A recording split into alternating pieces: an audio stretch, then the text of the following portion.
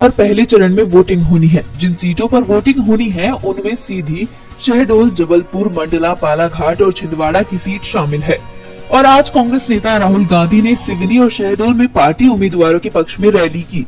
इस दौरान उन्होंने बीजेपी पर निशाना साधते हुए कहा कि मध्य प्रदेश में बीजेपी का एक नेता आदिवासी का उत्पीड़न कर रहा है और ये लोग उसका वीडियो बनाकर उसे वायरल कर रहे हैं।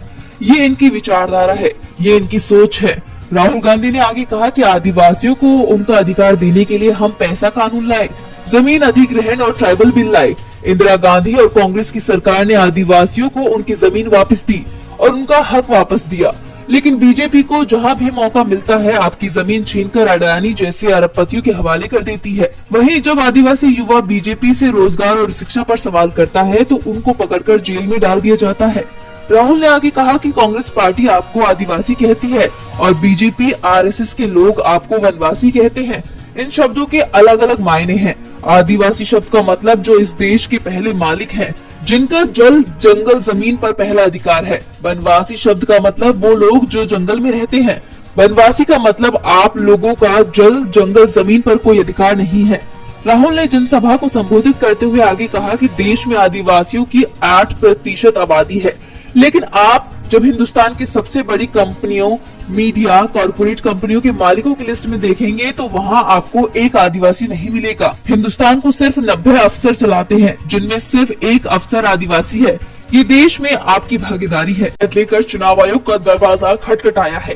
दरअसल 6 अप्रैल को राजस्थान के अजमेर में एक रैली को संबोधित करते हुए पीएम मोदी ने कांग्रेस के घोषणा पत्र को झूठ का पुलिंदा बताया और कहा कि इसमें मुस्लिम लीग की छाप है। कांग्रेस ने पीएम के इस बयान पर कड़ी आपत्ति दर्ज करते हुए कहा कि लोकसभा चुनावों में बीजेपी के 180 सीटों के आंकड़े को पार करने की संभावना से डरे हुए हैं और इसीलिए फिर से वही घिसी पिटी हिंदू मुस्लिम स्ट्रिप का सहारा ले रहे हैं। इस मामले में चुनाव आयोग में पीएम मोदी के खिलाफ शिकायत भी दर्ज कराई गई। इसकी जानकारी देते हुए कांग्रेस महासचिव ने कहा कि ये चुनाव आयोग के लिए सभी दलों के लिए समान अवसर और अपनी स्वतंत्रता प्रदर्शित करने का समय है। हम उम्मीद करते हैं कि आयोग अपने संवैधानिक जनादेश को बराबर रखेगा। सोमवार को पीएम के साथ ही सीबीआई, ईडी और एनआईए के खिलाफ भी चुनाव आयोग में शिकायत दर्ज कराई गई। टीएमसी का 10 सदस्यीय डेलीगेशन चुनाव आयुक्त से मिला। टीएमसी के दल में जिसमें डेरेक ओब्रेन, डोला सेन, साकेत गोखले और सागर का घोष शामिल थे। टीएमसी ने आयोग से सीबीआई, ईडी और एनआईए प्रमुख को बदलने की मांग की। पार्टी का आरोप है कि बीजेपी केंद्रीय एजेंसियों का दुरुपयोग कर रही है। उन्होंने कहा कि जिस तरह से सीबीआई, ईडी काम कर रही है और टीएमसी नेताओं को निशाना बनाया जा रहा है, ये शर्मनाक है। अपनी मांगों को लेकर टीएमसी नेता दिल्ली में चुनाव आयोग के ऑफिस के बाहर 24 घंटे के लिए प्रदर्शन कर रहे हैं। दोनों ही मुद्दे को लेकर अब सबकी निगाहें चुनाव आयोग पर टिकी हुई है। ऐसे में अब आयोग क्या कार्रवाई करेगा या नहीं करेगा, ये देखने वाली बात होगी। पार्टी के पूर्व विधायक संदीप कुमार ने दिल्ली आबकारी नीति के मनी लॉन्ड्रिंग मामले में सीएम केजरीवाल की गिरफ्तारी और जेल जाने के बाद उन्हें पद से हटाने के लिए कोर्ट का रुख किया था। हाईकोर्ट में याचिका पर आज सुनवाई हुई। इस दौरान जस्टिस सुब्रमण्यम प्रसाद की बेंच ने सख्त टिप्पणी करते हुए कहा कि कार्यवाहक चीफ जस्टिस मनमोहन की अध्यक्षता वाली बेंच पहले ही इस तरह की 2 याचिकाओं को खारिज कर चुकी है, फिर भी ये नई याचिका दाखिल की गई है। जस्टिस प्रसाद ने कहा कि पब्लिसिटी हासिल करने के लिए ये याचिका दाखिल की गई है। हम याचिकाकर्ता पर भारी जुर्माना लगाएंगे। उन्होंने इस मामले को अब जस्टिस मनमोहन की अध्यक्षता वाली बेंच को भेज दिया है। अब केस पर 10 अप्रैल को सुनवाई होगी। दिल्ली के मुख्यमंत्री अरविंद केजरीवाल इस वक्त तिहाड़ जेल में बंद हैं। उनकी गिरफ्तारी के बाद से ही विपक्षी पार्टियां सीएम पद से इस्तीफे की मांग कर रही हैं।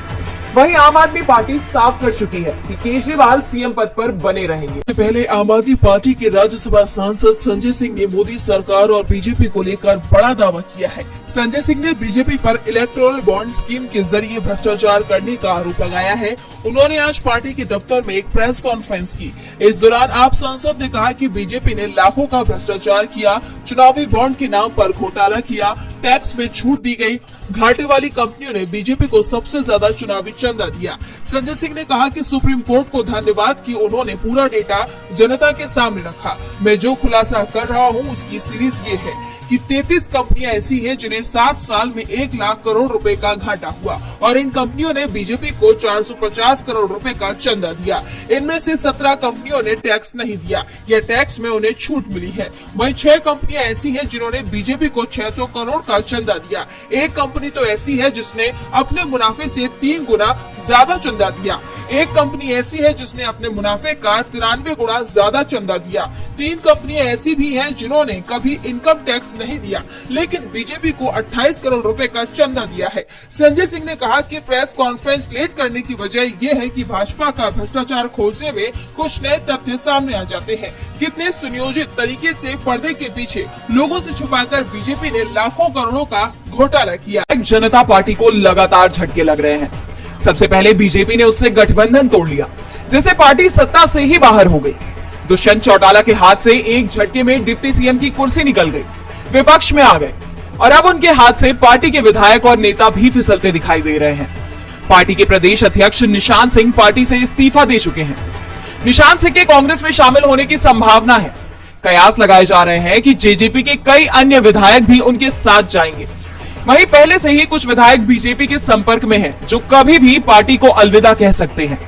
अजय चौटाला के नेतृत्व वाली जेजेपी ने पिछले महीने ही ऐलान किया था कि वह राज्य की सभी 10 लोकसभा सीटों पर अपने दम पर चुनाव लड़ेगी। हरियाणा की सभी 10 सीटों पर लोकसभा चुनाव 25 मई को होंगे। बीजेपी ने पहले ही सभी सीटों पर अपने उम्मीदवारों का ऐलान कर दिया है। वहीं जेजेपी प्रदेश अध्यक्ष निशांत सिंह के अलावा पार्टी की राष्ट्रीय महासचिव कमलेश सैनी ने भी पार्टी को अलविदा कहा है। उन्होंने पार्टी अध्यक्ष अजय चौटाला को ईमेल के जरिए इस्तीफा भेजा है। बीजेपी से गठबंधन टूटने के बाद से ही जेजेपी नेताओं में मनमुटाव की खबरें आ रही हैं। पार्टी के कुछ विधायक भी नाराज बताए जा रहे हैं। वहीं निशांत सिंह की नाराजगी पहले भी देखने को मिली थी, जब 2019 में कांग्रेस छोड़कर जेजेपी में शामिल हुए देवेंद्र बबली को उनकी जगह टिकट दे दिया गया था। उस समय निशांत सिंह की नाराजगी नजर आई थी और इस बीच हलचल बीजेपी के अंदर भी मची हुई है। अम्बाला कैंट से विधायक अनिल विज ने सोशल मीडिया अकाउंट में अपने नाम के आगे लिखा गया मोदी का परिवार हटा लिया है, जिसके बाद उनके भी बीजेपी छोड़ने की चर्चाएं शुरू हो गई हैं। गठबंधन में पहले ही सीटों का बंटवारा हो चुका था। कश्मीर रीजन की 3 सीटों पर नेशनल कॉन्फ्रेंस और जम्मू की 2 सीटों के साथ लद्दाख की 1 सीट पर कांग्रेस चुनाव लड़ेगी, लेकिन इसका औपचारिक ऐलान नहीं किया गया था। पर अचानक ही पीडीपी की इस मामले में एंट्री हो गई।